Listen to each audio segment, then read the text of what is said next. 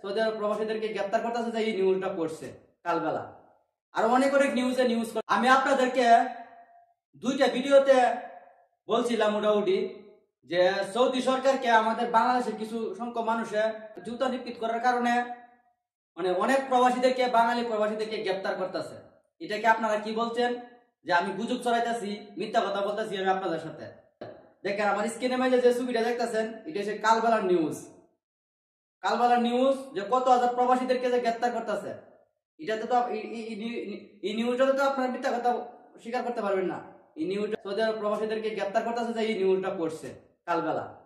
আর অনেক অনেক নিউজ করতেছে, বুঝছেন? তারপর আপনারা বলেন কিনা যে আমরা সৌদি আরব থেকে গুজব ছড়াইতেছি।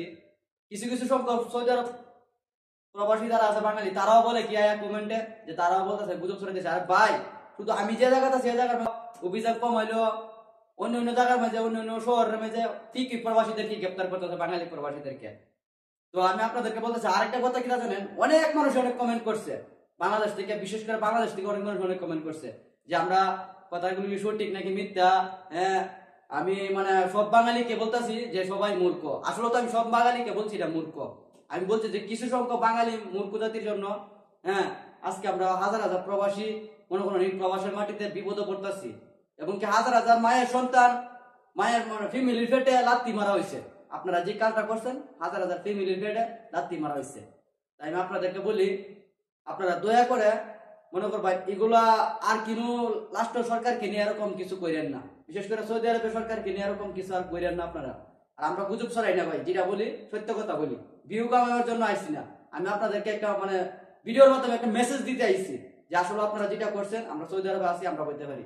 আগে মানে বিশেষ করে এখনো কথা বলি, দেখেন আপনারা ফিলিস্তিনের পক্ষে নিয়ে আমরা আন্দোলন করছেন, মানে এটা সৌদি আরবের নিউজ দেখছে, দিকে বলছে তারা অনেক খুশি হয়েছে। আমি নিজেও তাদেরকে ভিডিও দিয়ে আসছি যে দেখ আমরা বাংলাদেশের মানুষ মনে করবো ফিলিস্তিনের পক্ষ নিয়ে কথা বলছে, ইসলামের পক্ষ নিয়ে কথা বলছে, এবং ইসরায়েলের বিরুদ্ধে কথা বলছে।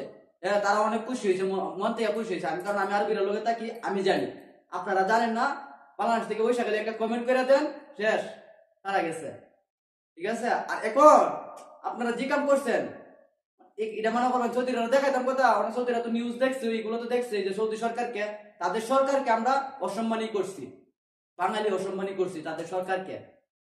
তাই আপনাদেরকে বলি যে আপনার আবেগে কাজ করিয়া এখন যদি গিয়া কই দেখ আমরা বাংলাদেশের মানুষে ফিলিস্তিনের পক্ষ নিয়ে কথা বলছে, ইসরায়েলের বিরুদ্ধে কথা বলছে, আর তোরা সরকারকে জুতা দাবি রয়েছে, সৌদি সরকারকে আমরা কি আদর করবে ভাই?